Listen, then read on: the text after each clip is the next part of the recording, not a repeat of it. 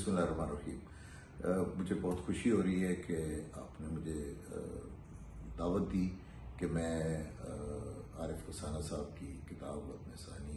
की तकरीब रुनुमाई के मौके पर कुछ अल्फाज कह सकूं। ये किताब मुझे देखने का इत्तेफाक हुआ और आरिफ कसाना साहब से मैं जो मेरा टेन्योर था स्वीडन में, जिसमें मैं 3 साल वहाँ पे रहा, उस दौरान मेरी इनसे बहुत मुलाकातें रही और हमने इनके ऑर्गेनाइज़ किए हुए अल्लामा इकबाल के बारे में इवेंट्स और जो मुख्तलिफ सोशल सरगर्मियाँ थी उनके हवाले से, जो हेल्थ के हवाले से जो ये तकरीबात करवाते रहते थे, उनमें भी मुझे शिरकत करने का इत्तेफाक हुआ। तो मैं समझता हूँ कि पाकिस्तान के बैरूनी दुनिया के साथ जो ताल्लुकात हैं उनमें हमारी जो ओवरसीज़ बसने वाली कम्युनिटी है, जो ये लोग हैं जिनके 2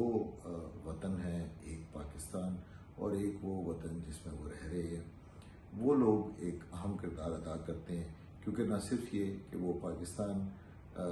का इमेज और पाकिस्तान के एक इनफॉर्मल एम्बेसडर के तौर पर वो पाकिस्तान को रिप्रेजेंट करते हैं, उनके ज़रिए लोग पाकिस्तान को जानते हैं, पाकिस्तान की सकाफ़त को जानते हैं, पाकिस्तान की मुआशरत को जानते हैं, और उसके साथ साथ वो पाकिस्तान और उन ममालिक के दरमियान जो ताल्लुकात हैं उनमें जो मुमकिनात हैं उनकी निशानदेही करने के लिए बड़े मुमिद व मुआविन साबित होते हैं। उसके साथ साथ वो बैरूनी दुनिया में जो कुछ हो रहा है उसके बारे में भी पाकिस्तान में एक शऊर पैदा करने में अहम किरदार अदा करते हैं। तो आरिफ कसाना साहब की जो किताब है ये उसी तनाजुर में मैं देखता हूँ कि एक तरफ तो उन्होंने पाकिस्तान के बारे में यहाँ पर जो अपने स्वीडिश दोस्तों को बताया है और जो उर्दू के क़ारीन हैं उनको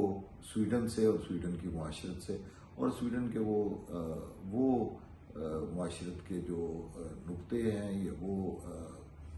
जो सबक हैं जिनसे पाकिस्तान की मुआशरत और पाकिस्तान के लोग मुस्तफ़ीज़ हो सकते हैं, उनसे रूशनास कराया है। और मैं समझता हूँ कि ये बहुत अहम है और एक रवायती सफ़रनामे और एक रवायती तरीके से जो है वो अपनी रुदात सुनाने के साथ साथ उन्होंने एक इल्मी खिदमत भी सर अंजाम दी है। तो मैं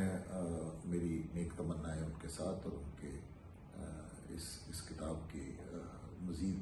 जो है वो तरक्की के लिए, और आप सबका बहुत शुक्रिया कि आपने मुझे यहाँ पर